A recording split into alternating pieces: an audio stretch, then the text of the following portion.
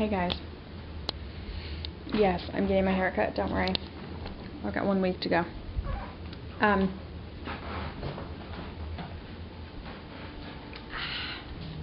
Here's what's going down. Downtown style. People. So, you see the house that we decided we liked. Which I will say, like, first gut instinct when you walk in the house, I did really like it. I did have that, like, this is, you know, a good space feeling. So, there's that. A lot of that is because it is so similar to our house. I mean, it's not the same. We have a 2-story, it's a 1-story. Our house is bigger, that house is smaller. I mean, but because it's built within the same era and has the same kind of fixtures and the same kind of bathrooms and the same kind of windows, I mean, like, you definitely have the, like, I'm home type feeling. Having said that, it's still more money than our house, right? And it's smaller. While that seems to be a repeating theme there, new construction homes are cheaper. And we could get a bigger house than that house for less money. Just not in that neighborhood. So basically every house we saw, or any kind of house, has one positive, one negative. Like, you could get a bigger house in a worse neighborhood, you could get a worse house, you know, well, that's bigger, you know, like, I mean, you could, you know, whatever. And because we went, and I only got to see certain areas, I mean, we really thoroughly saw many neighborhoods, but like, and this feels like probably the best fit in terms of the type of people who will be living in those neighborhoods to ourselves. It's not the perfect house, so I'm really not willing to get caught up in a bidding war over it. That is what is happening. Of course, after 4 months, somebody else bid on the same day. My instinct, though, people, is that they bid even less than we did, because the seller immediately came down $5,000. Now, we did not come down $5,000 on our house because we were serious about the price. And we only had one person trying to buy our house. If you have 2 people who you're trying to get to bid against each other, why come down $5,000? I mean, you're hoping we're gonna, you know, keep going up. So it kind of makes me think that the other person bid even less than we did.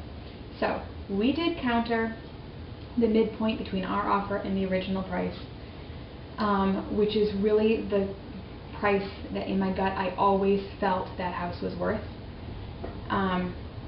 You know, we bid $330 on it. I mean, so hoping, you know, you never know, that we would end up at this midpoint. So I'm bidding the midpoint. And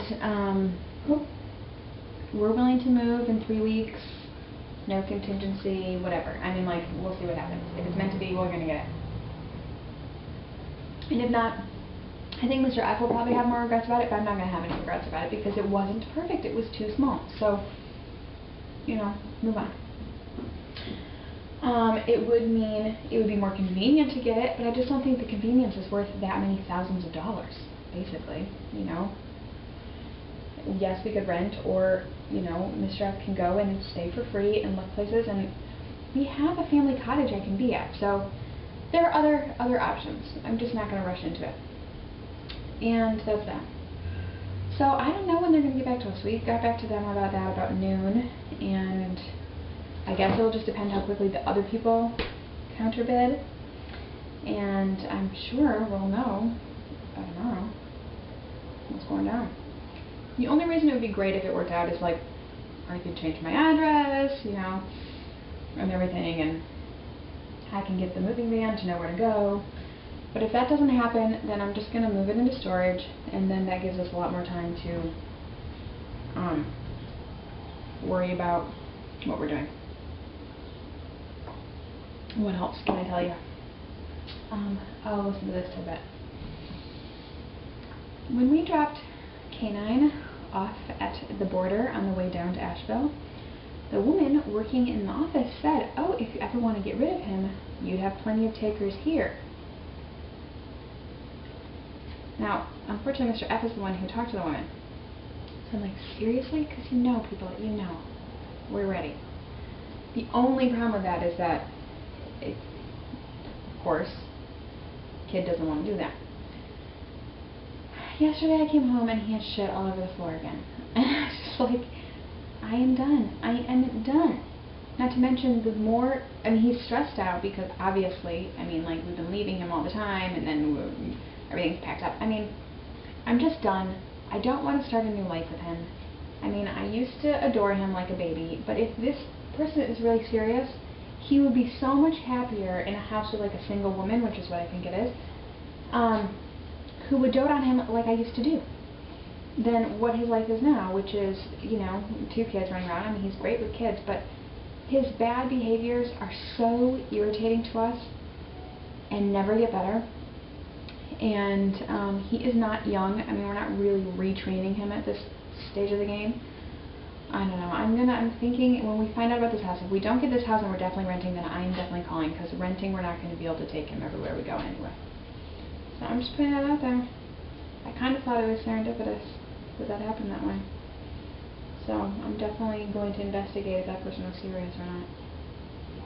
Because yes, would that be a sad? I don't want her to have to lose everything at once.